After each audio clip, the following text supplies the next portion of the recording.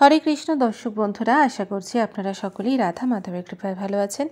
আজ আমরা শ্রীমদ্ ভগবত গীতার ৪র্থ অধ্যায় জ্ঞান যোগের ১৬ এবং ১৭ নম্বর শ্লোকটি পাঠ করব। এর সাথে সাথে অনুবাদ এবং তাৎপর্য বিশ্লেষণ করব। আসুন তবে শুরু করা যাক। কিম কর্মেতি কবয়ো পাত্রে মোহিতা তত্তে কর্মা প্রবক্ষ্যামি যজ্ঞতামক্ষশেষুভৎ। অনুবাদ: কাকে কর্ম ও কাকে অকর্ম বলে তা স্থির করতে বিবেকী ব্যক্তিরাও বিমোহিত হন। এখন আমি সেই কর্ম সম্বন্ধে তোমাকে উপদেশ করব, যে বিষয়ে অবগত হয়ে তুমি সমস্ত অশুভ অবস্থা থেকে মুক্ত হবে। তাৎপর্য: কৃষ্ণভক্ত মহাজনদের দৃষ্টান্ত অনুসরণ করে কৃষ্ণ ভাবনায় কর্ম সম্পাদন করতে হয়। পঞ্চদশ শ্লোকে ভগবান সেই উপদেশ দিয়েছেন। পরবর্তী শ্লোকে তিনি তার ব্যাখ্যা করে বলেছেন কেন স্বতন্ত্রভাবে ভগবানের সেবা করা উচিত নয়। এই অধ্যায় প্রথমেই বর্ণনা করা হয়েছে যে পরম্পরার ধারায় ভগবত তত্ত্ব জ্ঞান সম্পন্ন মহাজনদের অধীনে কৃষ্ণ ভাবনাময় কর্ম সম্পাদন করতে হয়। ভগবান কৃষ্ণ ভাবনামৃতের পন্থারূপে ভগবত তত্ত্ব জ্ঞান সর্বপ্রথমে সূর্যদেব বিবস্বানকে দান করেন। সেই তত্ত্বজ্ঞান বিবস্বান তার পুত্র মনুকে দান করেন। মনু তার পুত্র ইক্ষ্বাকুকে দান করেন এবং এইভাবে সৃষ্টির আদি থেকে এই তত্ত্বজ্ঞান এই পৃথিবীতে প্রভাবিত হয়ে আসছে। তাই গুরু শিষ্য পরম্পরায় পূর্বতন আচার্যদের পদাঙ্ক অনুসরণ করতে হয়। তা না করলে এমনকি অত্যন্ত বুদ্ধিমান মানুষও কৃষ্ণ ভাবনাময় কর্মের যথার্থ সম্বন্ধে বিভ্রান্ত হতে পারে। সেই জন্যই ভগবান নিজে অর্জুনকে এই তত্ত্বজ্ঞান সরাসরি দান করতে মনস্থ করলেন। অর্জুনের পদাঙ্ক অনুসরণ করে যদি কেউ সরাসরি ভগবানের দেওয়া এই তত্ত্বজ্ঞান আহরণ করেন, তাহলে তিনি তার বিভ্রান্ত হবেন না। কেবলমাত্র ত্রুটিপূর্ণ পরীক্ষা নিরীক্ষার মাধ্যমে অভিজ্ঞতালব্ধ জ্ঞানের সাহায্যে ধর্মীয় পন্থাগুলি কখনোই নিরূপণ করা যায় না। প্রকৃতপক্ষে একমাত্র ভগবানই পরম তত্ত্ব সম্বলিত ধর্মনীতি প্রণয়ন করতে পারেন।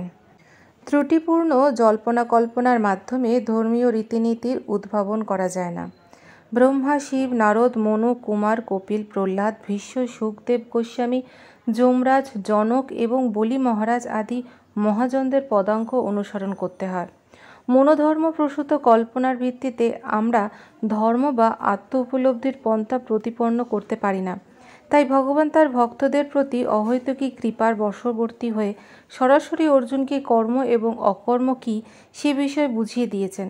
কেবলমাত্র কৃষ্ণ ভাবনাময় কর্ম সম্পাদন করার মাধ্যমে জড়জগতের বন্ধন থেকে মুক্তি লাভ করা যায়। এবার আমরা ১৭ নম্বর শ্লোকটি পাঠ করব। কর্মণো হ্যাপি বোদ্ধব্যম বোদ্ধব্যম চ বিকর্মণঃ অকর্মণশ্চ বোদ্ধব্যম গহন কর্ম ন গতিঃ। অনুবাদ: কর্মের নিগূঢ় তত্ত্ব হৃদয়গম করা অত্যন্ত কঠিন। তাই কর্ম, বিকর্ম ও অকর্ম সম্বন্ধে যথাযথভাবে জানা উচিত।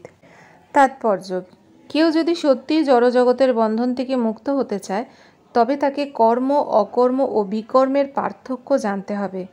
তাকে কর্ম, কর্মের করার প্রতিক্রিয়া ও বিরুদ্ধের কর্মের পুঙ্খানুপুঙ্খ বিশ্লেষণ করে দেখতে হবে, কারণ এটি একটি অত্যন্ত কঠিন বিষয়বস্তু।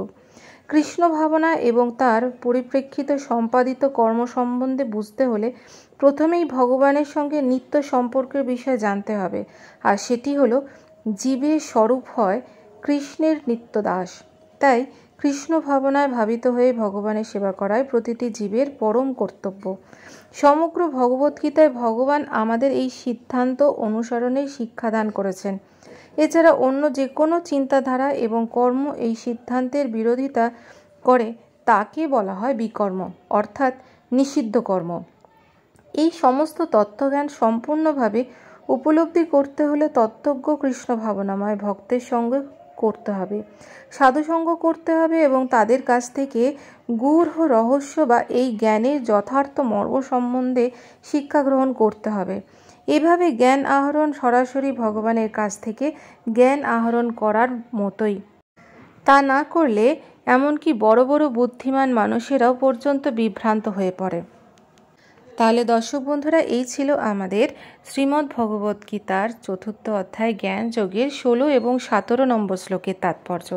আগামী পর্বে আপনাদের সাথে আবার দেখা হবে পরবর্তী শ্লোক নিয়ে। আপনারা ভালো থাকুন, সুস্থ থাকুন। রাধে রাধে।